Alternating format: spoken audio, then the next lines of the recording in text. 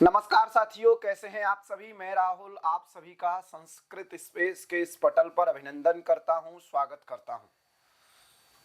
तो साथियों, जैसे कि आप लोगों का 30 अगस्त को यूजीसी नेट जेआरएफ 2024 पेपर होने वाला है और अंतिम समय में जैसा कि कहा जाता है कि सबसे बड़ा हथियार है, जितना ज्यादा प्रश्नाभ्यास करेंगे उतना आपकी परीक्षा के लिए बेहतर होगा।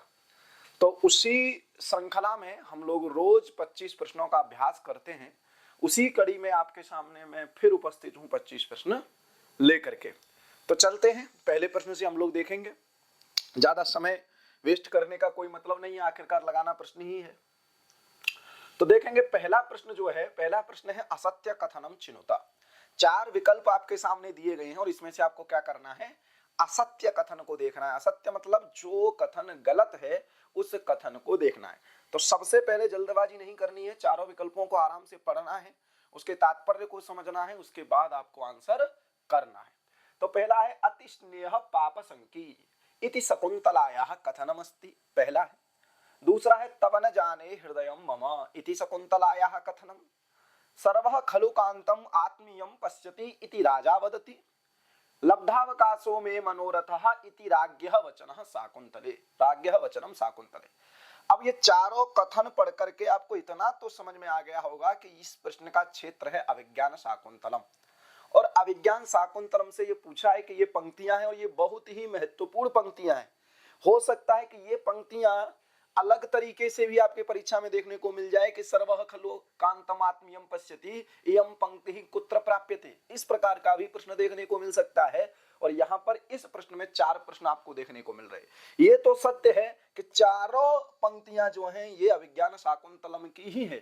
अब हमको देखना है कि क्या किसने जो कहा है इस ऑप्शन में, विकल्पों में जो दिया है, क्या वो सही है। तो अति स्नेह पाप संकीति शकुंतलाया कथनमस्ति, तो आपको बहुत अच्छे से पता है कि ज्यादा स्नेह कोई कर दे तो वहां पाप की शंका कर लेनी चाहिए, पाप संकी ही होता है। तो ये न राजा कहता है न शकुंतला कहता है। क्यों? क्योंकि वो दोनों तो प्रेमी थे, तो वो नहीं पहचान पाई। कौन कहता है? सख्यऊ। चतुर्थ अंक जब आप पढ़ोगे तो वहां पर जो उनकी दोनों सखियां थी, शकुंतला की दोनों सखियां कौन थी? प्रियंवदा और अनुसुईया। उन दोनों सखियों के द्वारा कहा जाता है अति स्नेह पाप संकी। तो ये शकुंतला का कथन नहीं है। ये किसका कथन है? ये कथन है अनुसुईया और प्रियंवदा। प्रियंवदति या सा प्रियंवदा, प्रिय बोलने वाली प्रियंवदा का और अनुसुईया का। तो इसका मतलब हमें अपने प्रश्न का आंसर मिल गया, क्योंकि एक ही असत्य कथन चुनना था। ये शकुंतला ने नहीं कहा, ये किसने कहा है? शकुंतला की सखियों ने कहा है। दूसरा क्या है? तव न जाने हृदयं मम इति शकुंतलायाः कथनम। बहुत अच्छी बात है कि आप हमारे हृदय को कहां जान पाएंगे। तो ये तीसरे अंक की बात है, शकुंतला कहती है। उसके बाद सर्वः खलु कांतम आत्मीयम पश्यति, ये राजा कहता है विदूषक से, दूसरे अंक की बात है। और ये भी राजा का ही वचन है शकुंतला में, लब्धावकाशो में मनोरथः। तो ये बात आप लोग ध्यान रखेंगे कि ये जो पंक्ति है ये कहां की है? अभिज्ञान शाकुंतलम की। तो कैसे भी प्रश्न आपकी परीक्षा में देखने को मिल सकता है। अगला प्रश्न है, फिर है असत्यम चिनुता। अगले प्रश्न में भी यही पूछा जा रहा है कि आप असत्य कथन को चुनिए। क्या है? अद्भुत रसस्य देवता ब्रह्मदेवः वर्तते। सेकंड देखिए, करुण रसस्य वर्णः कपोतः। तीसरा है भट्टनायक भुक्तिवादस्य प्रवर्तको अस्ति। चौथा है भरत मुनिना नवरसाः स्वीकृता। प्रश्न आपको समझ में आ गया है कि हमको क्या चुनना है? असत्य चुनना है। कहां से प्रश्न है? तो रस से प्रश्न है। कहां से प्रश्न है भैया? रस से। रस के विषय में आपको क्या क्या पता होना चाहिए? पहले तो पता होना चाहिए रस क्या है, उसके बाद पता होना चाहिए स्थायी भाव रसों के, उसके बाद आपको क्या पता होना चाहिए? देवता पता होना चाहिए। देवता के बाद आपको क्या पता होना चाहिए? वर्ण पता होना चाहिए। वर्ण का मतलब है कि कौन सा वर्ण, कौन सा कलर, कौन सा रंग किस देवता का, किस रस का सूचक है। रस के विषय में आपको ये पता होना चाहिए। रस की चर्चा कहां पर आती है? तो रस संप्रदाय के जो प्रवर्तक माने जाते हैं भरत मुनि माने जाते हैं। 300 से 400 ईसा पूर्व की बात है। उसके प्रवर्तक हैं भरत मुनि, जिन्होंने अपनी कृति नाट्य शास्त्र षड्सहस्री संहिता में रस सिद्धांत का प्रतिस्थापन किया है। और वहां 6वें अध्याय में आपको सूत्र मिलेगा, विभावा अनुभाव व्यभिचारी संयोगात रस निष्पत्ति ही। वहीं से रस सिद्धांत आगे की ओर बढ़ता है। विश्वनाथ वहां पर उसको रख भी देते हैं कि वाक्यम रसात्मकम काव्यम, तो वहीं से है कि रसों की बात आई है। तो सबसे पहले हम बात करेंगे कि भरत मुनि ने कितने रस माने हैं। भरत मुनि ने रस माने हैं आपके 8। कौन कौन से रस हैं देख लेते हैं। आपको यहां लिखने की भी जरूरत नहीं है क्योंकि ये सब विषय आपको पता है। तो श्रृंगार है, श्रृंगार है आपका, हास्य है, क्या ही लिखूंगा, करुण है, वीर है, रौद्र है, और आपका अद्भुत है, बीभत्स है, भयानक है। ये आपके 8 रस हैं। तो ये ध्यान रखना कि भरत मुनि ने 9 रस नहीं माने। नाट्ये अष्टौ रसाः स्मृताः, नाट्य में कितने रस माने गए हैं, 8 रस माने गए हैं। मम्मट जब आते हैं 11वीं शताब्दी में तो कहते हैं शांतोपि नवमो रसः, शांत को वो 9वीं रस के रूप में स्वीकार करते हैं। लेकिन भरत मुनि की जब बात होती है तो वह 8 ही रस स्वीकार करते हैं, 4 अलंकार स्वीकार करते हैं और 8 रस स्वीकार करते हैं। तो लास्ट वाला जो फैक्ट था कि भरत मुनिना नवरसा स्वीकृता, ये गलत हो जाता है क्योंकि भरत मुनि के द्वारा 8 रस ही स्वीकृत किए गए हैं। क्लियर हो गया।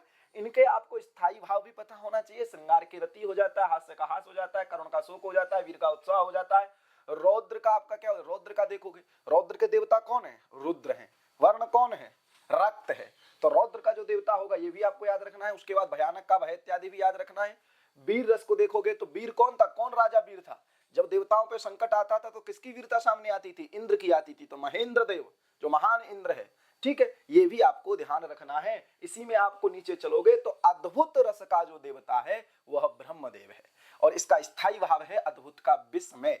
और जो विस्मय हो जाएगा, नहीं कहता है आपका चेहरा फक पीला पड़ गया, क्यों पड़ गया, क्योंकि वो विस्मय सूचक वर्ण है। विस्मय सूचक वर्ण है पीत, तो पीत इसका होता है वर्ण। तो पहला फैक्ट बिल्कुल सही है। तरुण रस का जो वर्ण है वो कपोत है, ये भी पता है। और करुण का जो स्थायी भाव होता है वो होता है शोक। और शोक कब आता है, जब कोई अपना मर जाता है। और अपना कब मरता है, जब उसको कोई यम लेके चला जाता है। तो इसके देवता कौन हो जाएंगे, यम हो जाएंगे। ठीक है, आगे चलते हैं। तो भट्टनायक भुक्तिवादस्य प्रवर्तको अस्ति, ये भी बिल्कुल सही है। क्योंकि भुक्ति मतलब आप सामान्य समझिए, भुक्ति मतलब खाना, और नायक जो होता है वो क्या करता है, सिर्फ खाता है। आजकल के नेता क्या कर रहे हैं, खा रहे हैं। तो ये भी आपका सही है। लेकिन चौथा वाला क्या है, गलत हो जाएगा। रस सूत्र पर जब बात आती है तो निष्पत्ति शब्द को लेकर के 4 मत निकल के आते हैं, जिसमें से अभिव्यक्तिवाद है। तो अभिव्यक्तिवाद को अभी से आपको अभिनव गुप्त को समझ लेना है। क्लियर हो गया। उसके बाद आप चलोगे उत्पत्तिवाद में। तो उत्पत्ति जो मानता है, तो उत्पत्ति को आप कहां पढ़े, अर्थ संग्रह में। कहां पढ़े हैं, उत्पत्ति विधि, विनियोग विधि, अधिकार विधि और प्रयोग विधि। तो उत्पत्ति विधि को आप कहां पढ़ते हैं, आप पढ़ते हो मीमांसा में। तो वहां किसकी बात आती है, तो भट्ट लोल्लट की बात आती है कि कोई वो मीमांसक थे। उसके बाद अनुमान को कहां पढ़ते हो, न्याय में। सबसे ज्यादा न्यायिकों के पास कौन सा हथियार है, अनुमान हथियार है। इसलिए अनुमतिवाद किसका हो जाता है, शंकुक का हो जाता है। और फिर आपके पास कौन बचता है, फिर आपके पास कौन बचता है, नायक बचता है जो खाता पीता है, इसलिए उसका हो जाएगा भुक्तिवाद। तो ये कहने का मतलब ये है कि तीनों कथन ऊपर के सही हैं। भरत मुनि कितने स्वीकार करते हैं, 8 रस स्वीकार करते हैं। 9वां जो रस है वो किसने स्वीकार किया है, मम्मट ने, विश्वनाथ ने। क्लियर हो गया। तो ये भी बहुत सरल प्रश्न था, आगे हमको चलना पड़ेगा। तो मेरा कहने का मतलब ये है कि रस के विषय में अन्य जो जानकारी हो सकती है वो भी आप लोग याद रखेंगे। अगला प्रश्न क्या है, अर्थे सत्यर्थ भिन्नानां वर्णानां स पुनः श्रुति इति यमकम्। ये कहां से प्रश्न है, तो ये अलंकारों से प्रश्न है और इसमें आपको सत्य कथन चुनना है। इसका मतलब सबसे बड़ा टास्क ये है कि यहाँ 3 गलत हैं। इस प्रकार के प्रश्न लाने का ये उद्देश्य है कि आपको ज्यादा से ज्यादा प्रश्न पता होने चाहिए, ज्यादा से ज्यादा कंटेंट आपको पता होना चाहिए।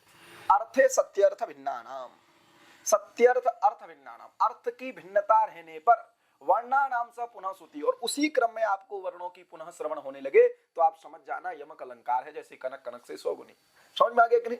तो यमक अलंकार कैसा अलंकार है, तो आपको पता है, शब्दालंकार है। तो ये बिल्कुल सही है, यमक अलंकार का ही लक्षण है। अर्थे सत्यर्थ भिन्नानां वर्णानां स पुनः श्रुति। ठीक है। दूसरा है वर्ण साम्यम व्यतिरेकालंकार। तो वर्ण साम्यम अनुप्रास न तो व्यतिरेकालंकार। तो वर्ण साम्यम किसका लक्षण है, अनुप्रास का लक्षण है, व्यतिरेकालंकार का लक्षण नहीं है। अनुप्रास जो होता है आपको पता ही है, 6 का अनुप्रास होता है, वृत्त्यानुप्रास होता है, आगे लाटानुप्रास हो जाता है, पदानुप्रास हो जाता है, ये आपको सब पता है। ये ध्यान रखना है कि वर्ण साम्यम अनुप्रास का लक्षण है, व्यतिरेक अलंकार का नहीं है। व्यतिरेक अलंकार आपको कहां देखने को मिलेगा? व्यतिरेक अलंकार आपको देखने को मिलेगा सा भारती कबीर जयती। कहां पर? जब आप काव्य प्रकाश के मंगलाचरण को पढ़ोगे, नियति कृत नियम रहताम हिलादई कमई मनन्य परंतराम नवरस रुचनाम निर्वति मारती भारती कबीर जयती।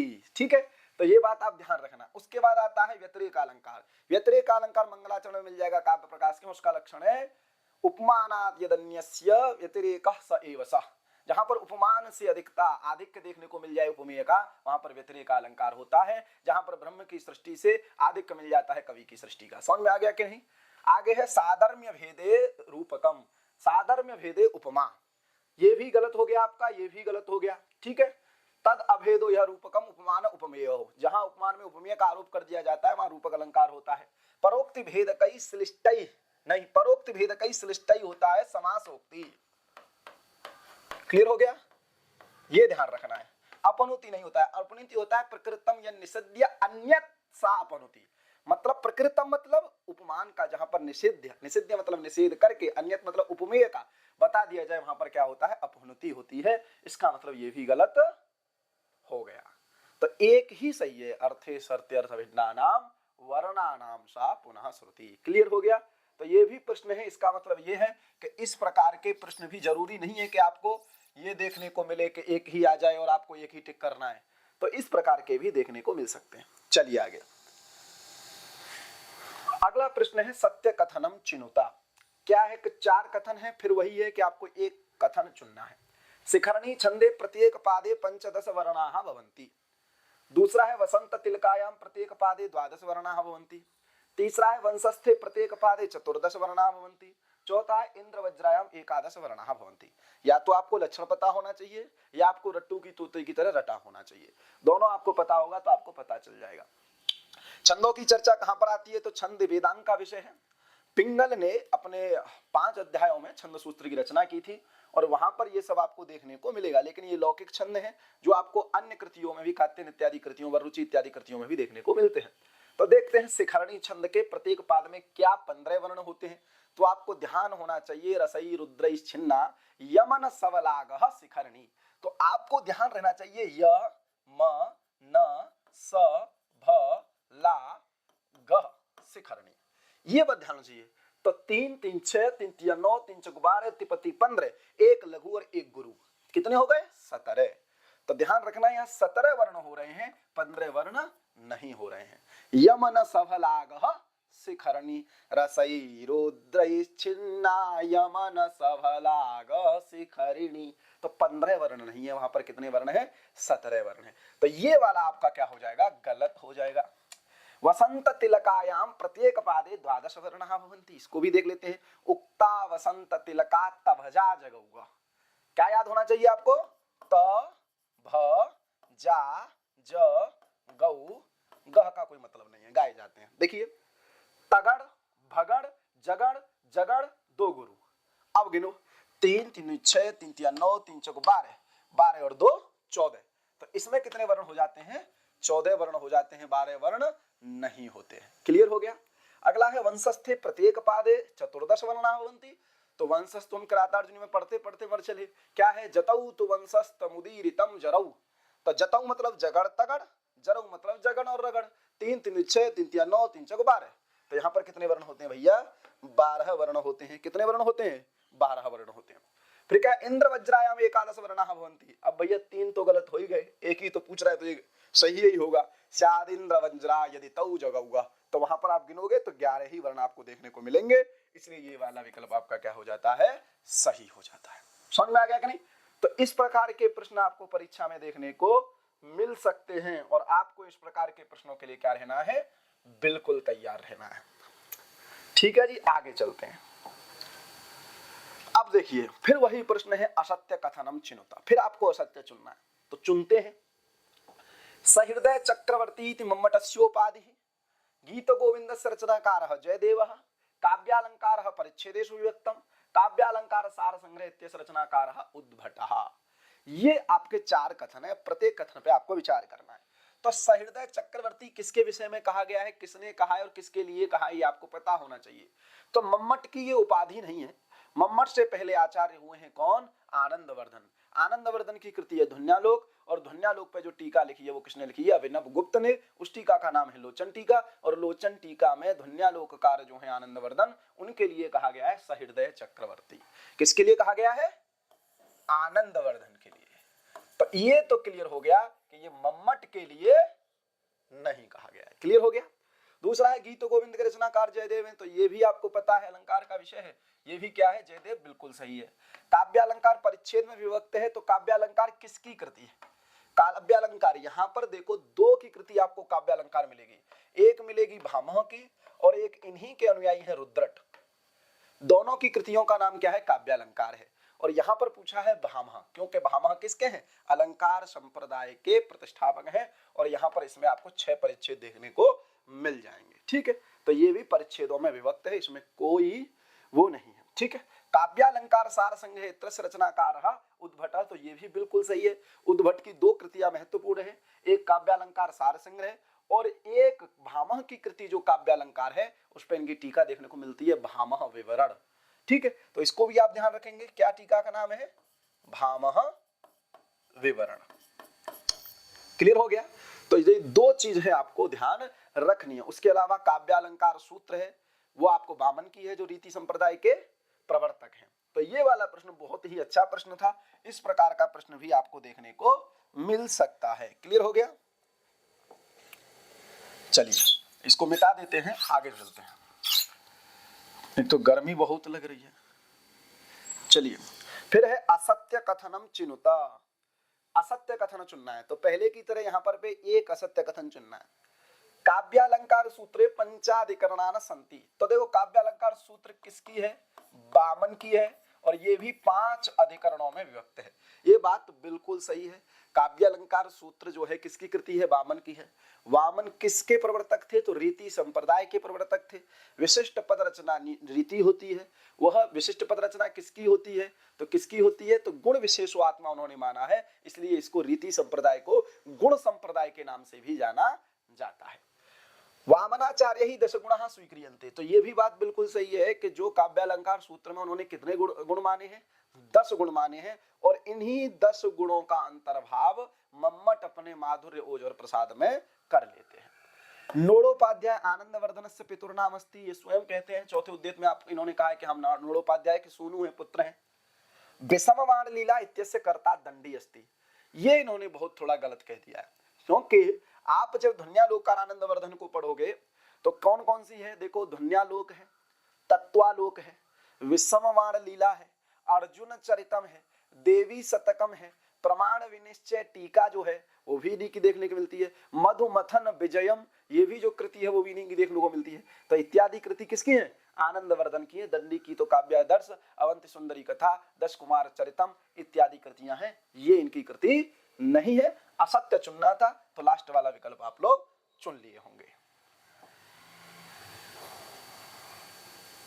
आगे देखिए, अब सरल सरल प्रश्न आएंगे, इनको देख के, कथनों को देख करके आपको घबराना बिल्कुल नहीं है। ठीक है, देखिए कथनद्वयमस्ति एकम अविकथनम अपरंच तस्य कारणम, एक अविकथन है, दूसरा कारण है। जल्दी पढ़ते हैं। अविकथन क्या है, केनोपनिषदि हेमवती आख्यानम वर्णितमस्ति, कारणम न तत्र चक्षुर गच्छति न तत्र वाग गच्छति न मनो न विद्मो विजानीमो इति केनोपनिषद वचनमस्ति।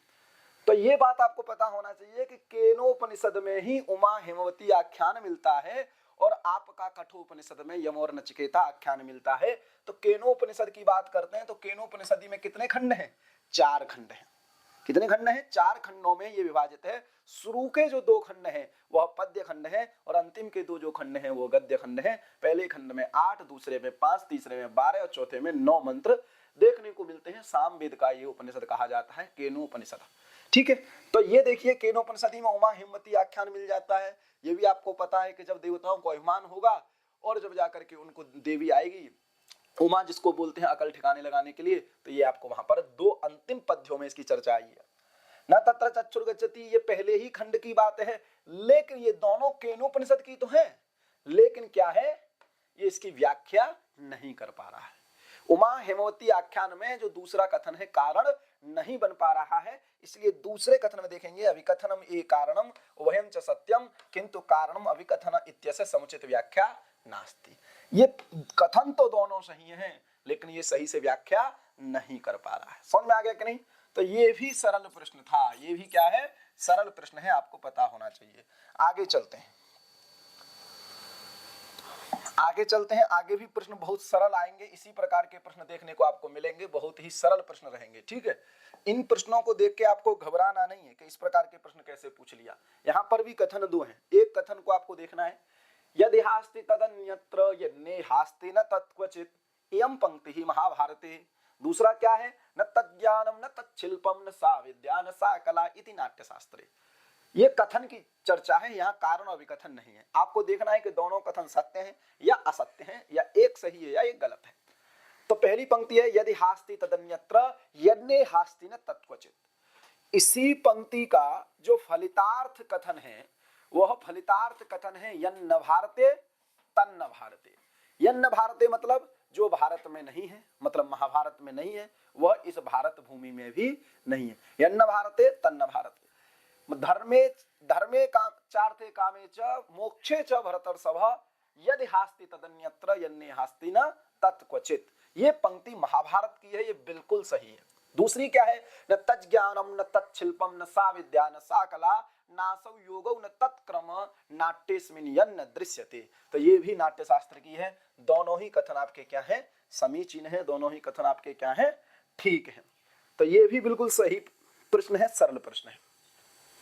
आगे देखिए, कथनद्वयमस्ति, दो कथन आपको देखने को मिल रहे हैं यहाँ पर। एक कथन है रामायणस्य आलोचनात्मकं संस्करणं बड़ौदातः प्रकाशितः, दूसरा है महाभारतस्य समीक्षात्मकं संस्करणं पुणे नगरतः प्रकाशित। दोनों है और दोनों कथनों पे विचार करना है।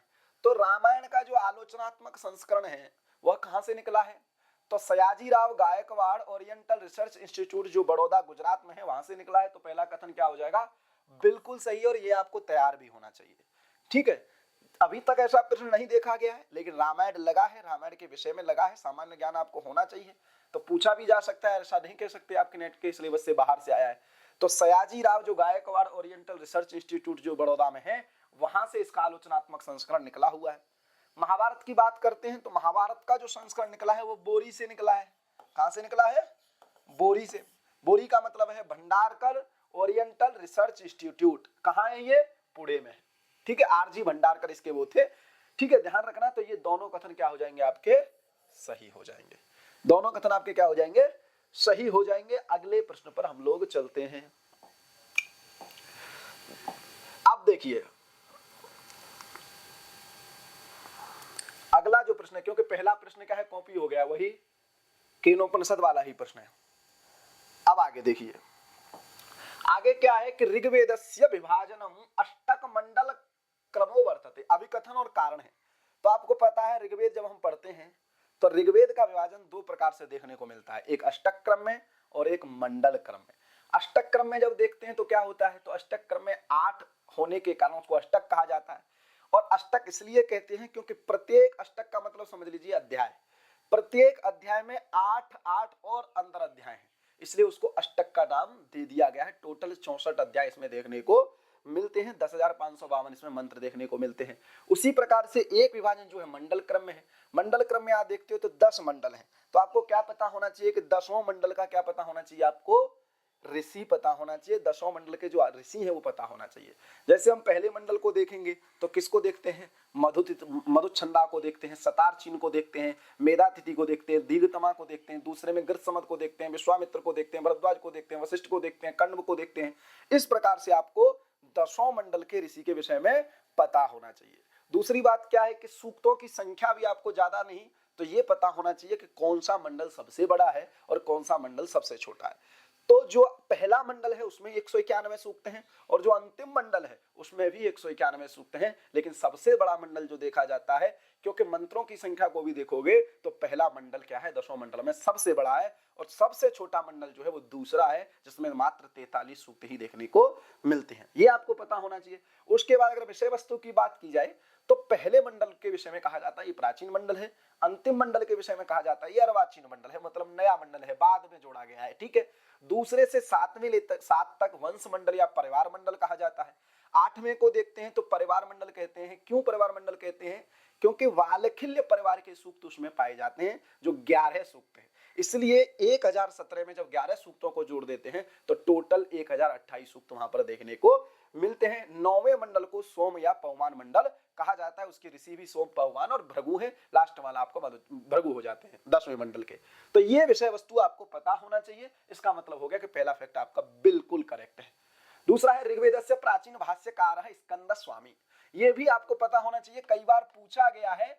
7वीं शताब्दी इनका काल था, 635 के बाद इनका जन्म हुआ था, 635 ईस्वी के बाद था। तो ये स्कंद स्वामी जो थे ऋग्वेद के पहले भाष्यकार थे।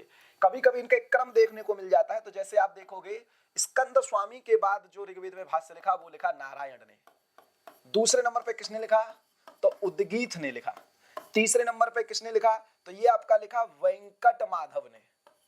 किसने लिखा? वेंकट माधव ने। उसके बाद किसने लिखा तो माधव भट्ट ने। फिर किसने लिखा तो आत्मानंद ने। आत्मानंद के बाद लिखा आनंद तीर्थ ने। आनंद तीर्थ के बाद लिखा जिसको त्रिवेदी कहा जाता है धानुष के यज्वा ने। और एक व्यक्ति ऐसा है जो चारों भाष्य पे लिखा सबसे अंतिम में सायण ने। तो सायण को आपको लास्ट में रखना है, सबसे प्रमाणिक आचार्य माने जाते हैं चारों वेदों पर, और जो चारों वेदों की जानकारी रखता हो, चारों वेदों पर भाष्य करने की सामर्थ्यता रखता हो, उसको जाहिर सी बात है कि उसकी विद्वता जो होगी वो अलग लेवल की होगी, तो वो अच्छा उसको प्रमाणिक माना जाता है। तो ये क्रम भी पूछ लिया जाता है कभी कभी, तो इस क्रम को भी आप लोग याद रखेंगे। तो कथन तो दोनों सही है, लेकिन दिक्कत वही है कि अब कथन में ये कारण नहीं बन पा रहा है। दूसरा वाला विकल्प सही हो जाएगा।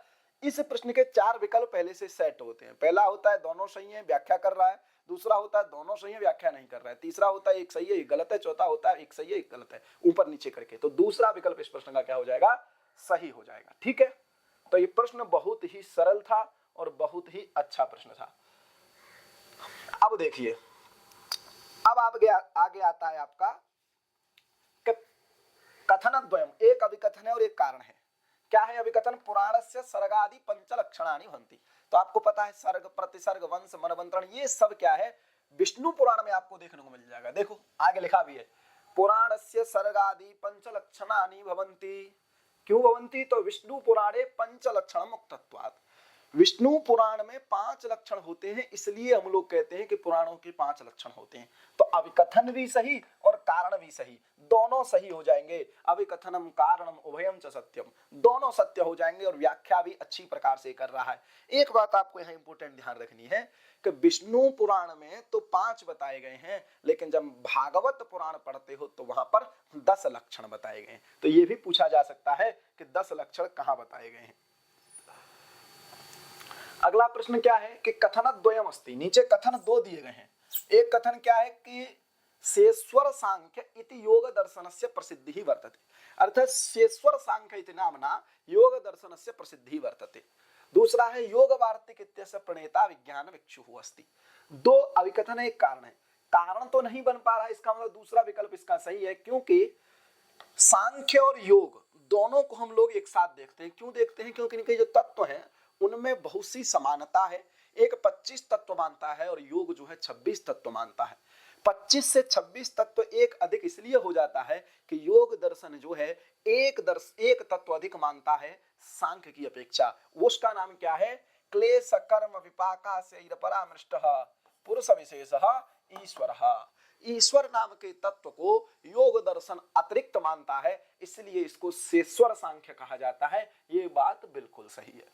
दूसरा देखते हैं तो योग वार्तिक इत्यस्य प्रणेता विज्ञान विक्षुः, बिल्कुल सही है। योग वार्तिक जो है व्यास भाष्य पर लिखी गई टीका है और योग वार्तिक विज्ञान विक्षु है। इसके अलावा इन्होंने विज्ञान विक्षु ने एक योग सार संग्रह भी लिखा है, योग सार संग्रह। और योग सार संग्रह जो है एक स्वतंत्र कृति है विज्ञान विक्षु की। लेकिन योग वार्तिक जो है योग सूत्र पर जो व्यास भाष्य और व्यास भाष्य के ऊपर लिखा गया है योग वार्तिक। तो ये बात पता होना चाहिए, दोनों कथन सही हो जाएंगे, लेकिन ये सम्यक व्याख्या नहीं कर रहा है। आगे चलते हैं। अब देखिए परार्थानुमाने पंचावयवाः भवन्ति। परार्थानुमान में 5 अवयव होते हैं, बिल्कुल सही है। कौन कौन से होते हैं? तो प्रतिज्ञा, उदाहरण, उपनय, निगमन, ये 5 अवयव वहां पर देखने को मिलते हैं। पंचावयवेषु मध्ये उपमान इत्यस्य ग्रहणम भवति, तो बिल्कुल नहीं, ये उपमान तो एक प्रमाण है, पंचावयव में प्रतिज्ञा, उदाहरण, उपनय, निगमन में इनका परिगणन नहीं होता है, तो दूसरा हो जाएगा गलत। तो पहला ही सही है। देखेंगे अभिकथनम सत्यम कारणम असत्यम, तो ये वाला तीसरा वाला विकल्प इस प्रश्न का सही हो जाएगा, क्योंकि परार्थानुमान में ही 5 का प्रयोग होता है। परार्थानुमान में 5 अवयव आते हैं, ठीक है कि नहीं? परार्थानुमान में 5 अवयव आते हैं, लेकिन उसमें उपमान नहीं आता है, ठीक है। आगे चलिए, आगे क्या प्रश्न है? आगे प्रश्न आप लोग देख रहे होंगे, घट रूप प्रत्यक्ष जन्य संयुक्त समवाय सन्निकर्षः। कारण क्या है? चक्षु संयुक्ते घटे रूपत्वस्य समवायात्। आप पढ़ते हो इंद्रियार्थ सन्निकर्ष सटक जन्यम ज्ञानम प्रत्यक्षम, जो 6 प्रकार का इंद्रिय सन्निकर्ष है, उससे उत्पन्न होने वाले ज्ञान को ही प्रत्यक्ष ज्ञान कहा जाता है। उस 6 प्रकार के सन्निकर्ष में दूसरा जो सन्निकर्ष होता है संयुक्त समवाय होता है। पहला हो गया संयुक्त, जब आपने किसी द्रव्य वस्तु से संयोग किया, किसी द्रव्य से संयोग किया अपनी चक्षुरेंद्रिय का, उससे होने वाला जो सन्निकर्ष है वो क्या होगा? संयोग, क्योंकि आपकी चक्षुरेंद्रिय का द्रव्य के साथ साक्षात क्या हो गया? संयोग हो गया। यहाँ पर पूछा है घट रूप प्रत्यक्ष जनने, तो 2 चीज अंतर कर लीजिए, घट प्रत्यक्ष जनने और घट रूप प्रत्यक्ष जनने, इनमें अंतर है। आप जब यहां से रूप को हटा दोगे तो वाक्य बनेगा घट प्रत्यक्ष जनने, और घट प्रत्यक्ष जनने का सन्निकर्ष भवति संयोग सन्निकर्ष भवति। उस द्रव्य में जो जाति रहती है वह समवाय संबंध से रहती है, जाति व्यक्ति में समवाय संबंध से रहती है। तो घट का जो रूप है, उसमें घट में रहने वाला जो रूप है वो गुण है, और गुण का क्या, गुण और गुणी का क्या होता है? समवाय संबंध होता है। इसलिए यहाँ घट का इंद्रिय के साथ संयोग और उस घड़े में रूप का समवाय संबंध, तो ये पहला वाला बिल्कुल सही हो गया। समझ में आ गया ना? उसी को लिख रहा है चक्षु संयुक्ते घटे, चक्षु का घड़ा के साथ संयोग सन्निकर्ष और घड़ा में रूपत्व का समवाय। तो ध्यान रखना, चक्षु संयुक्ते घटे रूपस्य समवायात्, तो रूपत्वस्य नहीं, रूपस्य, रूप में रूपत्व रहता है। चक्षु संयुक्ते घटे घटे, तो ये संयुक्त संवेद समवाय हो जाएगा। तो ये वाला कथन आपका गलत हो जाएगा, लेकिन पहला कथन आपका सही हो गया। क्यों गलत हो जाएगा? समझ में आ गया ना कि चक्षु संयुक्ते घटे घटे रूपस्य समवायात् होता, यहाँ रूपत्वस्य लिखा है। रूपत्व में क्या हो जाएगा? घड़ा, घड़ा में रूप, रूप में रूपत्व, तो वहां हो जाएगा संयोग, फिर समवाय, संयुक्त समवेत समवाय। रूपत्व कहाँ चला जाएगा? घड़ा, आपने घड़े को देखा, घड़ा में रूप आया और रूप में रहने वाली क्या आ गई? जाति आ गई। तो ये 3 जब होंगे तो संयुक्त समवेत समवाय, लेकिन हमारा कारण किसमें बनाना है? हमको संयुक्त समवाय में बनाना है, तो यहाँ होना चाहिए रूपस्य समवायात्। तो हमारा पहला कथन क्या हो जाएगा? सत्य हो जाएगा, दूसरा कथन क्या हो जाएगा? असत्य हो जाएगा। इस प्रकार का ये भी प्रश्न हमारा क्या है? सही हो जाता है। आगे चलते हैं, अगला भी इसी प्रकार का प्रश्न है कि लक्ष्मी छाया इति विकल्पेन तुगागम भवति। लक्ष्मी छाया में विकल्प से तुगागम होता है। दूसरा क्या है कि छेच इत्यनेन सूत्रेण, तो ध्यान रखना, छेच क्या कहता है? ह्रस्वस्य छे परे तुगवा। इसका उदाहरण है शिवक छाया। इसका उदाहरण क्या है? शिवक छाया। ह्रस्व से परे अगर छकार हो तो तुक का आगम होता है, लेकिन ये विकल्प से नहीं करता है, तो ये तो हो गया गलत। क्यों? हमको देख छेच इत्यनेन सूत्रेण लक्ष्मी छाया इत्यत्र विकल्पेन तुगागम भवति, तो लक्ष्मी छाया इत्यत्र विकल्पेन तुगागम तो भवति, परंतु पदांताद वा इत्यनेन सूत्रेण, पदांताद वा दीर्घात पदांता छे तुगवा, पदांत दीर्घ से परे अगर छकार हो तो तुक का आगम होता है, वो भी विकल्प से होता है। इसलिए अभिकथन तो सही हो जाएगा, कारण गलत हो जाएगा, क्योंकि छे च से शिवक छाया में तुक का आगम हुआ है, लक्ष्मी छाया में नहीं हुआ है। अगला प्रश्न क्या है कि रामान अत्र अटक उपवांग नुम व्यवायेपि इत्यनेन णत्वम न भवति। बिल्कुल सही बात है। रामान में जब राम शब्द लेकर के आएंगे और राम शब्द के द्वितीया के बहुवचन में जब सस आएगा और सस का जब अस बचेगा, प्रथमयो पूर्व सवर्ण दीर्घ से जब सवर्ण दीर्घ कर लोगे तो रामास बनेगा, और तस्मात् छसो नपुंसी से जब नत्व कर दोगे तो रामान बचेगा। पूर्व सवर्ण दीर्घात परो यह सस्तस्य न सहा न तो पुंसी, न तो पुंसी मतलब केवलम पुंसी, पुंसी में ही होता है। तो पुल्लिंग में क्या हो जाएगा? इसको सकार हो जाएगा, सस के सकार को। लेकिन सस के सकार को नकार हो जाएगा। अब यहाँ पर अटकुप्वांग नुम व्यवायपी सूत्र से ड़त्व प्राप्त होता है। क्या प्राप्त होता है? ड़त्व प्राप्त होता है। लेकिन सूत्र आ जाता है न पदांतस्य, कि पदांत में न कोड़त्व नहीं होता है, इसलिए पदांत होने के कारण यहाँ ड़त्व नहीं हुआ और रामान की सिद्धि हो जाती है। अभिकथन भी सही है, कारण भी सही है। अभिकथनम कारणम उभयम सत्यम किंतु कारण अभिकथन समुचित व्याख्या अस्ति। पहला विकल्प आपका इस प्रश्न का सही हो जाएगा। समझ में आ गया कि नहीं? बहुत ही सरल प्रश्न है, ठीक है, ये बात भी ध्यान रखना, बहुत ही सरल प्रश्न है, आनंद आ जाता है ऐसे प्रश्नों को देख करके। अब देखिए सरल प्रश्न है, पुराणस्य लक्षणानि कति। पुराण के कितने लक्षण होते हैं? प्रश्न क्या है? पुराणस्य लक्षणानि कति, पुराण के लक्षण कितने होते हैं? तो पुराण के लक्षण कितने होते हैं? 5 होते हैं। अभी प्रश्न आया था, विष्णु पुराण के अनुसार कितने होते हैं? 5 लक्षण होते हैं। सर्ग, प्रतिसर्ग, वंश, मनवंतराणी, ठीक है, नव नहीं होते हैं, चत्वारी नहीं होते हैं, 5 नहीं होते हैं। विष्णु पुराण के अनुसार इसके 5 लक्षण माने गए और भागवत पुराण के अनुसार इसके 10 लक्षण माने गए। क्लियर हो गया? नीचे भी प्रश्न देख लेते हैं कि अधोलिखित विकल्पेषु पंच लक्षणमिति कस्य कृते। सामान्य सा प्रश्न है कि पंच लक्षणात्मक कौन होता है? पुराण होता है। न रामायण होती है, न महाभारत होता है, न वेदांग होता है। पंच लक्षणात्मक जो होता है वो कौन होता है? पुराण होता है। तो ये भी क्या हो गया? सरल प्रश्न हो गया। ध्यान रखना इस बात को, ठीक है। पंच लक्षणात्मक क्या होगा? पुराण होगा। पदवाक्य प्रमाणज्ञ इति उपाधि वर्तते।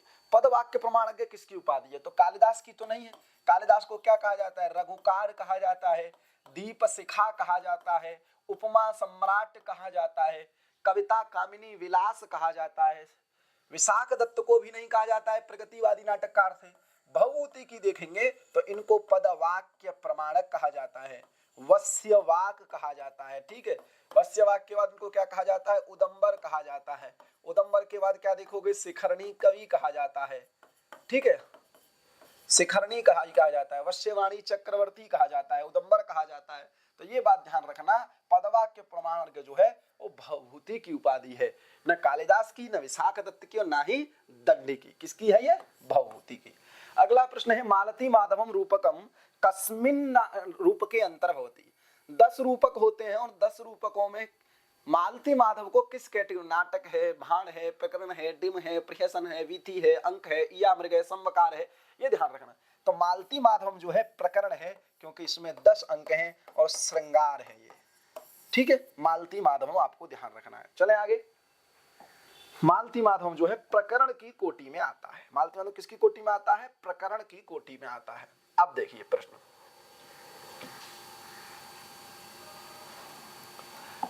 क्या है? वज्रादपि कठोराणि मृदूनि कुसुमादपि एयम उक्ति कुत्र प्राप्यते। तो बहुत फेमस पंक्ति है, अक्सर परीक्षा में देखी जाती है।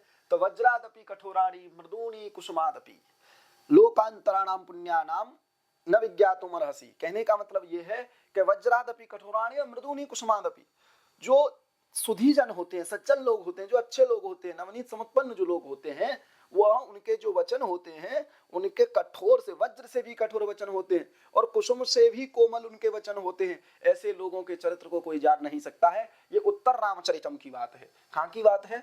उत्तर रामचरितम की बात है, न महावीर चरितम की है, क्योंकि पाठ्यक्रम में ही नहीं लगा है। मृच्छकटिकम की भी नहीं है, शाकुंतलय की भी नहीं है, विज्ञान शाकुंतलम की नहीं है। कहाँ की है? वज्रादपि कठोराणि मृदूनि कुसुमादपि लोकांतराणाम विज्ञातुमर्हसि। ये ध्यान रखना, ये आपकी उत्तर रामचरितम की बात है। क्लियर हो गया? उसके बाद है मल्लिनाथेन विरचित सर्वांकसा टीका कस्य ग्रंथस्य। मल्लिनाथ के द्वारा लिखी गई जो टीका है वह किस ग्रंथ पे उपलब्ध होती है? तो मल्लिनाथ के द्वारा रघुवंश पे जो टीका लिखी गई है उसका नाम है संजीवनी। नैषधीय चरितम पे जो लिखाई गई है वो है जीवातु। शिशुपाल वध पे जो लिखी गई है वो है सर्वंकसा और किरातार्जुनीयम पे जो लिखी गई है वो है घंटापथ। तो इस प्रकार से भी प्रश्न पूछने को मिल सकता है कि रघुवंश कालिदास की कृतियों पर जो टीका मिलती है वो संजीवनी मिलती है, नैषधीय चरितम पे जो मिलती है श्रीहर्ष की पे जीवातु मिलती है, शिशुपाल वध पे जो मिलती है वो सर्वंकसा मिलती है और किरातार्जुनीयम पे जो मिलती है वो क्या मिलती है? घंटापथ मिलती है। बृहत्त्रयी पे और एक लघुत्रयी की जो रचना है रघुवंश, इस पर इनके टीका देखने को मिलती है। अगला प्रश्न है, उपमा कालिदासस्य उपमा पदलालित्यम अर्थ गौरवम इति त्रयो गुणाः कस्य कवे। ये 3 गुण किस कवि के हैं? ये बात आप ध्यान रखना।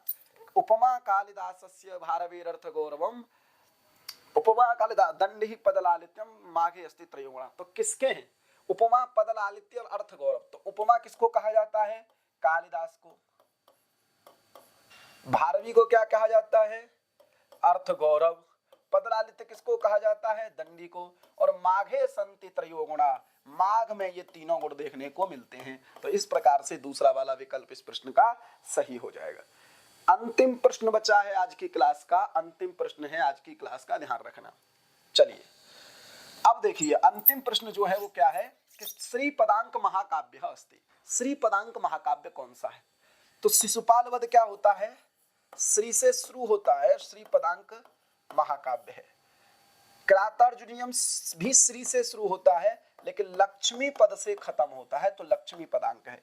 नैषधीय चरितम जो है आनंद शब्द से खत्म होता है, ये आनंद पदांक महाकाव्य है। तो इस प्रकार से इस प्रश्न को भी आप लोग देख सकते हो। तो आज के 25 प्रश्न क्या है, खत्म हो जाते हैं।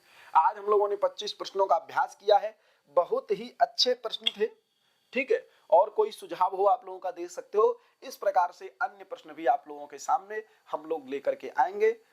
तब तक के लिए विदा चाहते हैं। आप इन प्रश्नों का अभ्यास करते रहिए। धन्यवाद। युवा स्यात् साधु युवा।